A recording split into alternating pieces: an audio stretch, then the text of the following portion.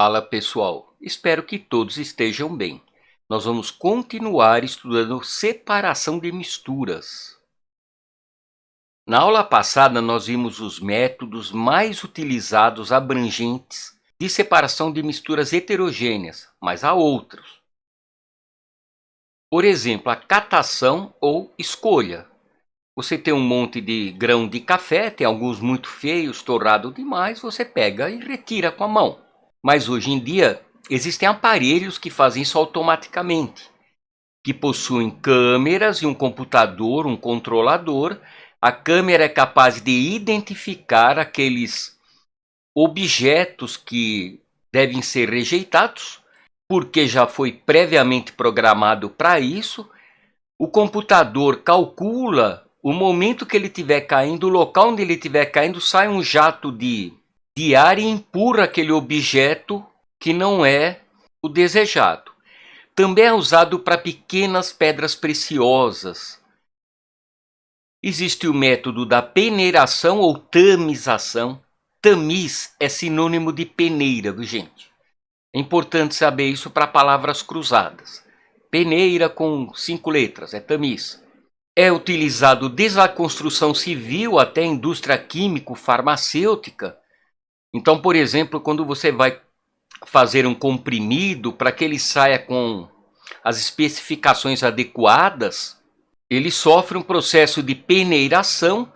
Aqui no exemplo, várias peneiras encaixadas uma nas outras, com um grau de abertura da malha diferente, faz com que nós possamos rejeitar qualquer uma ou várias dessas frações que não desejamos, que não vai dar um resultado adequado.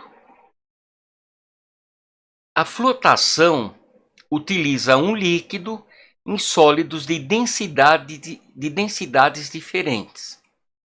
Então imagine que eu tenha aqui um líquido que seja mais denso que o material vermelho e menos denso do que o verde. Quando despejamos o líquido, o menos denso flutua, o mais denso afunda. Depois você pode decantar e obter separadamente os materiais, filtra para retirar o líquido, etc. E nós podemos imaginar essa separação, por exemplo, numa mistura de areia e serragem. Eu jogo água, a serragem é menos densa, né? Madeira é menos densa que a água e flutua, enquanto que a areia de maior densidade fica no fundo. Mas é usado inclusive em mineração. Tem muitos minérios que, finamente divididos, eles absorvem óleo, o óleo envolve as partículas e aí jogando água flutuam. Pode ser utilizada na mineração, por exemplo, de cobre, chumbo, nióbio e outros metais. A ventilação trata-se de um processo em que uma corrente de ar carrega um material muito leve. Então a gente pode pensar no beneficiamento do arroz, por exemplo, onde escova separa um arroz da sua cápsula, da palha do arroz, e depois ninguém vai ficar catando uma por uma, né?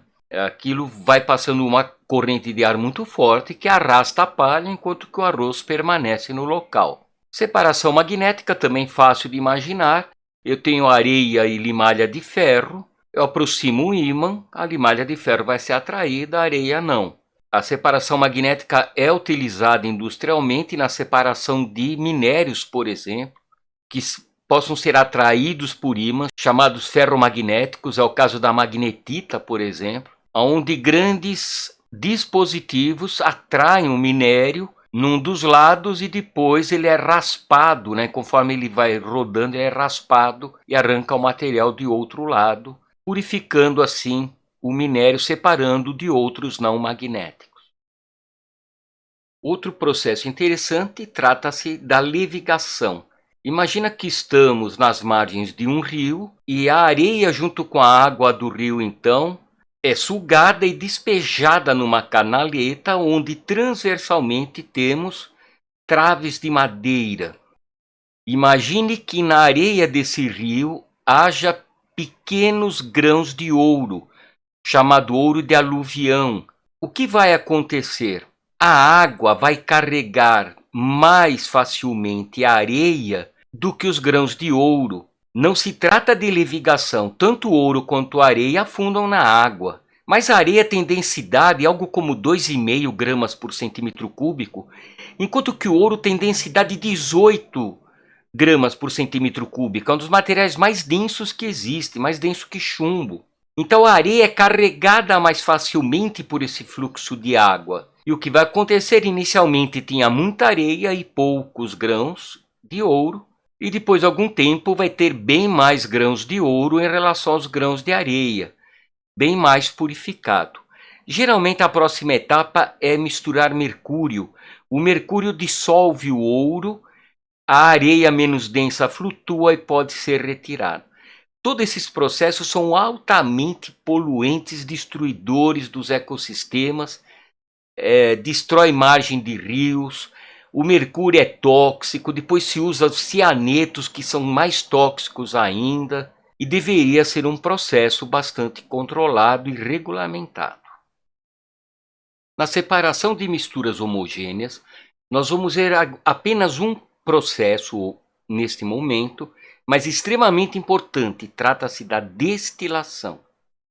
Aqui nós temos um equipamento típico de destilação, onde nós vemos um suporte chamado suporte universal, uma pinça com mufa, que tem um material de borracha aqui para prender equipamentos de vidro, tripé, bico de Bunsen, tela de arame, às vezes tem uma camada aqui de material refratário, ela é chamada tela de amianto, embora não se use mais amianto, está proibido. O balão de destilação ou balão de fundo redondo, uma coluna de fracionamento, termômetro, o condensador, duas mangueiras de borracha, uma traz água, a água vai circular em torno da serpentina esfriando o vapor que está lá dentro, a água sai por aqui, vai para a pia, é descartada, e aqui um frasco coletor que vai coletar o material que condensa. E aqui tem um pininho que depois nós vamos discutir para que serve. Quando eu fiz essa imagem, eu esqueci de colocar uma coisa e ficou meio absurdo, né? Dá uma olhada, vê se você vê algo que não deveria acontecer nesse equipamento laboratorial. A destilação simples é utilizada quando tem líquido e sólido, mistura homogênea, uma solução. Pode imaginar sal ou açúcar dissolvido na água, por exemplo. Num aparelho de destilação simples, basta ter um balão de destilação, um condensador, aqui o condensador reto, ao contrário do de serpentina que nós vimos, um frasco coletor, tripé e uma tela de arame. Ao final da destilação, o líquido que vaporizou liquefez, foi coletado, e o sólido, imagina que seja água e sal, fica sal no balão de destilação. A destilação fracionada deve ser utilizada quando temos a mistura de líquidos, 2 ou mais líquidos. A diferença é que agora nós temos uma coluna de fracionamento. Aqui é claro que é apenas uma ilustração, porque o gás com gás sempre dá mistura homogênea, mas para que você entenda melhor, imagina que o vapor de dois líquidos, um aqui está representado em vermelho, o outro em azul, eles estão subindo pela coluna. Aquele que tem o maior ponto de ebulição liquefaz mais rapidamente, começa a gotejar e volta. É por isso que a coluna de fracionamento também é chamada refluxo. Veja que aqui também há uma refrigeração, uma entrada e uma saída de água, e à medida que o líquido de maior ponto de ebulição liquefaz e volta, resta apenas o de menor ponto de ebulição, que passa por um condensador e o líquido então é recolhido. No balão vai restar aquele líquido ou a mistura de líquidos com maior ponto de ebulição. Então nós temos um líquido coletado e um líquido que permanece no balão. Lembra que eu falei que tinha um pininho lá, um biquinho, naquele equipamento que nós mostramos inicialmente? Aqui você pode encaixar uma mangueira ligada a uma bomba de vácuo. Você tem então a destilação a vácuo. Quando você reduz a pressão com uma bomba de vácuo, o ponto de ebulição diminui. O líquido pode ferver mesmo nas condições ambientes, sem aquecimento.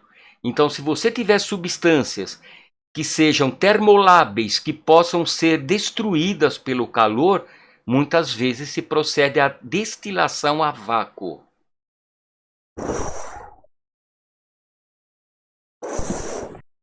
Bem, ficamos por aqui. Um abraço a todos e cuidem-se.